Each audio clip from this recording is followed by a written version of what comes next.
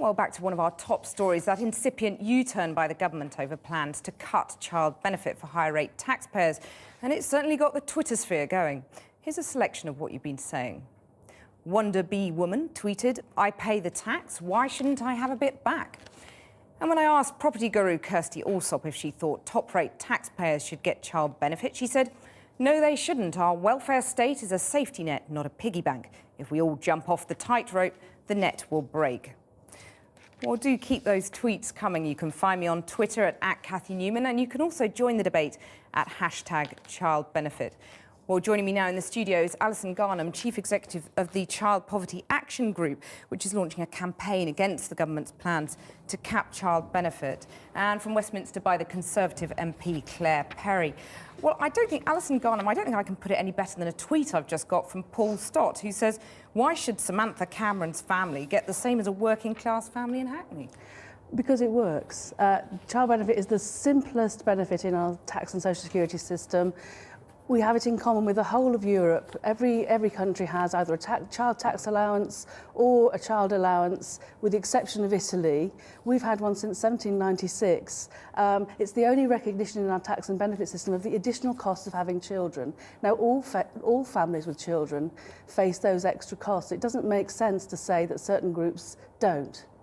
Well, Claire Perry, people have paid their taxes. The head teacher might be on £80,000. She's still paid her taxes. Why shouldn't she get something back? Well, I think let's go back to why this decision was made. At a time when we are scraping together every penny to repay the deficit and to do it in the fairest possible way, it's not fair to take taxes from people in my constituency earning £26,000 a year on average to pay child benefit to those earning £75,000 a year, which is actually the average income of this group from whom benefit is being withdrawn. It's only 15% of taxpayers who are being affected, and most people think that this is reasonable and fair.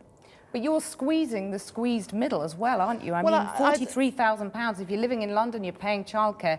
That's not a king's ransom, and these are your supporters, well, your Tory again, supporters. Let's think about the fact the average income in the country is £26,000, so we're talking about withdrawing benefit, this child benefit, from people earning over £42,000. I think we need to realise that a lot of the country doesn't look like London. But again, you know, the Chancellor said when this was actually announced as a policy that there would be more detail in the implementation. I don't think there'll be a U-turn this week. I think there will be more detail to be provided, and we should see that at the budget. Well, Alison Garnham, with the living wage, just take London, for example, £16,000.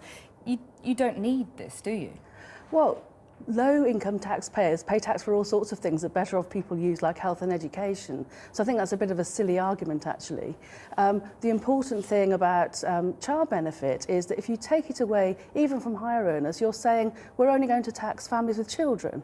Now, if the issue is the deficit and we need to get more money, then by all means, think about progressive ways of taking more money off better-off people. Well, but it doesn't make any sense at all to just take it off those families with children. If we're not talking about it being taken off in isolation, as a direct result of this change, we were able to increase the child element of child tax credit well above the last government plans, well above the rate of inflation, and that helps 4 million families. So when times are tough, to me, you have to get the welfare state helping those who need it most, and those who are at the higher end of the earnings scale, who already are doing reasonably well, simply don't need the benefit. We have to target these resources better, and that's what we're doing. But the additional child tax credit, from? the additional child tax credit was actually withdrawn in the autumn statement, part of it. So the poverty-reducing effect of it has actually been removed. We think about 100,000 more children will be moving into child poverty as a result of that change. Well, we don't recognise this. And of course, what I find amazing is that we have so many attacks on this policy, and yet we have an opposition who have said that they're completely committed to these spending cuts. I think it's incredibly dishonest to pretend to people that we can do anything to reverse this. It's absolutely right and fair that we help the poorest people, and removing a benefit from people earning on average £75,000 a year seems to me to be a really sensible thing to do. Alison Garnham, just let me put to you another tweet that's just come in. Quinn QQQ says, "If I choose to keep a pet, I don't expect others to pay for its upkeep." It's a fair point, isn't it? Oh, I don't think so. It's not a fair point. I think both of us would probably agree that on that. I've got three kids. I wouldn't agree. Quite. Having children are a public good. Yes. I mean, one of this, they'll be paying our pensions, they'll be paying taxes taxes in the future. You know, parents are doing a service for the whole country.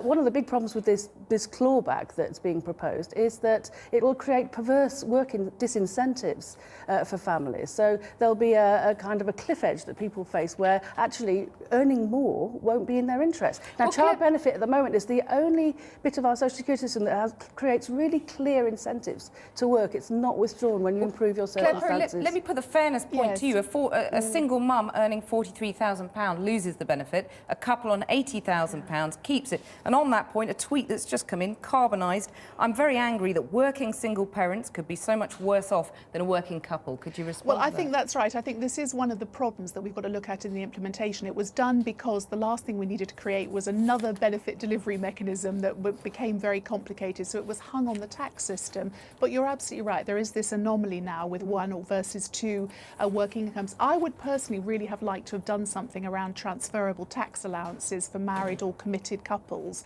That would be one way for getting over this hurdle, but that's not going to happen in this Parliament. I would like to see some help around this cliff edge in the budget. I think that is a really fair point. And can I also say, the other really valuable thing about this benefit, I think we'd all agree, is that it's paid to women. And that is something that we must have and we must keep. But to me, it is those poorest families who have to be helped most and not the richest taxpayers in our society. Sure. Let's end on that note of agreement. Claire Perry, Alison Garnham, thank you very much. And keep all the tweets coming, some great ones coming in. Thank you.